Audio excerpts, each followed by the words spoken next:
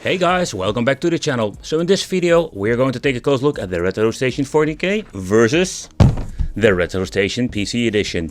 What is the best one to get and what are the differences and how in the final result? Because we're going to get two different systems based on two different, let's say, operating systems, but we're going to get a lot of different experiences from it. So let's take a close look at it and let's have some fun. I want to be clear about one thing. So RetroStation or Super Console X, they are like basically devices that you can pick up from AliExpress, Wish, whatever. You can buy like an Android box and just slap EmuElec on it and you will have basically the same result. I just want to point it out. And the same is also with the RetroStation PC. Because when you're looking at this machine, it's just a mini PC with Botacera on it and a 2TB hard disk. Yeah, and also you can make this thing yourself. And when you're picking up one of these systems, what you're going to get actually like, he makes a fancy box, he slaps a piece of reconfigured software on it, and not to forget, you're going to get some controls with it. So this is an all-inclusive package, so you just can enjoy some games. And that is what we're going to get the bigger difference, and that also includes for the price. So let's start with the RetroStation 40K. This device is just based on an Android box called the X96 Max Plus Edition. I already mentioned like you can pick up this thing if you want to from AliExpress for cheaper, but what you're basically paying for is this tiny service. Like he slaps a sticker on it, you're going to get some controllers, a very fancy box, and this is basically what you're paying for. But what you're going to get also with this is an option, of course, to play a lot of retro games in combination with the latest EmuElec. This piece of hardware also comes with 2GB internal memory, an S905X3 chipset, and this means it also has the GPU of a Mali G131. But it results in a quite interesting, let's say, emulation performance for a cheap device like this. So the price range will be around €100. It can be a little bit less, it can be a little bit more, depending on what kind of model you're going to get in the end. But just want to give you like a clear look of the RetroStation 40K. But let's take a close look at the PC edition.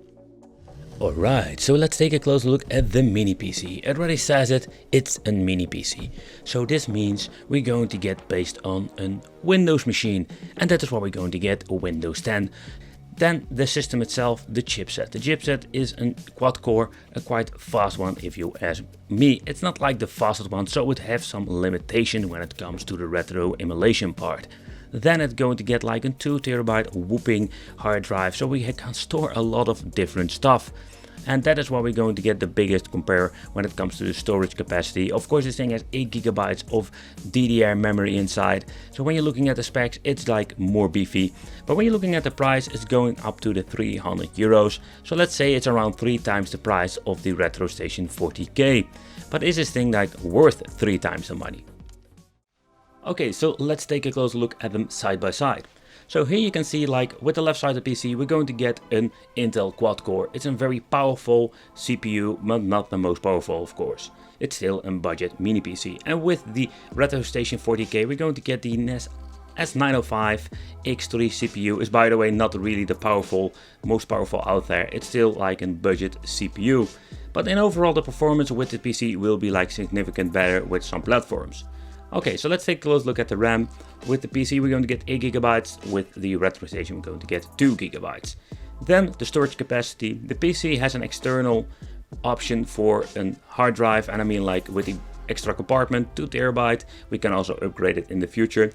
When you're looking at the RetroStation, we have one on 28GB SD, but we can upgrade it later on. Of course, CF cards or SD cards are more expensive. Maybe they will get cheaper, but not to forget how much will this thing support. I think the Android box will not support let's say a 1TB CF card. Maybe in the future we can expand it with an external hard drive. So if you go into boot up the systems, the EmuElec or the Botacera, we're going to get a very nice fancy menu. Let's take a close look at the RetroStation 40K.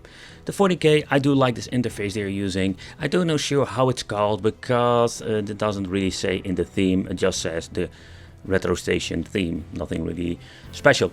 But this menu, let's take a close look at it. If you're looking at it very closely, you can see we're having so much support, even for a cheap device. It costs around €100 freaking. we can play a lot of stuff like the really old school Commodore 64 up to the PlayStation 1 will run just fine on this.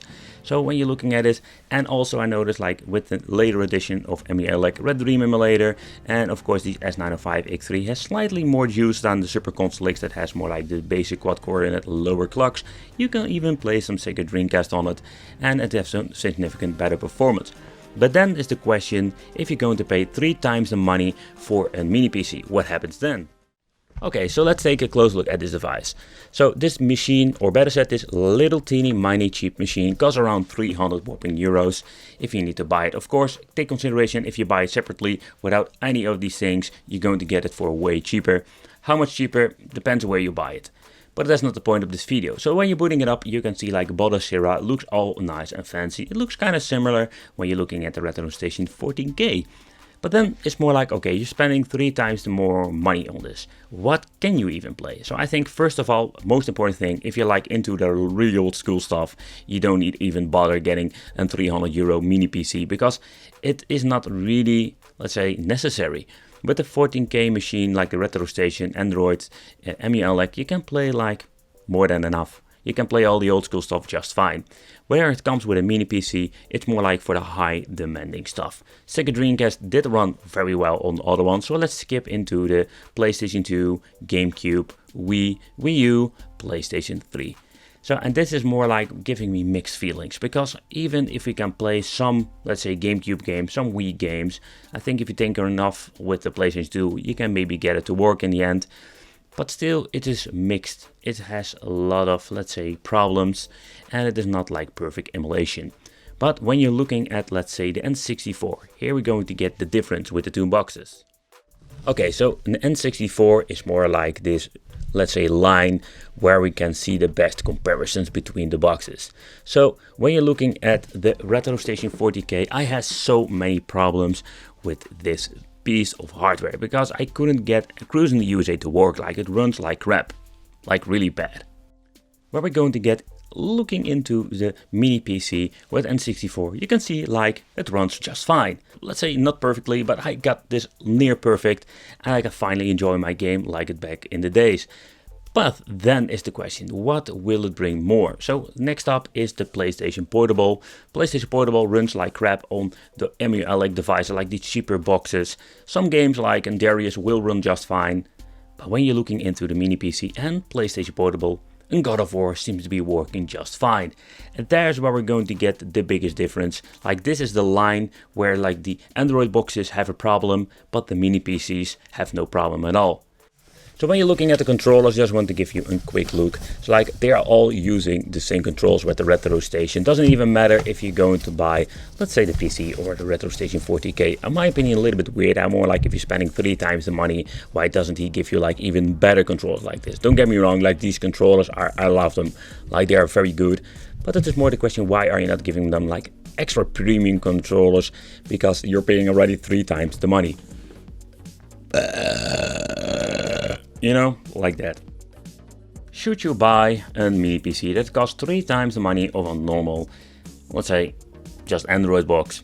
That is something you need to decide for yourself, because it depends what kind of games you're playing. If you're like a really old school gamer like 8-bit, ColecoVision, stuff like that, that runs just fine on an EmuElec box, like the one using here, like the Retro 40K. But when you want to have some more performance, N64, PlayStation Portable, and you want to have a device that has more potential, and maybe you just want a Windows PC, yeah, the 300 euro costing Retro Station is maybe a better option for you. So I want to thank you for watching. Let me know in the comments if you have any questions. It would be great to have you in the Wicked family, so consider subscribing, hit the little bell, become on the Wicked family, and I will see you in the next video.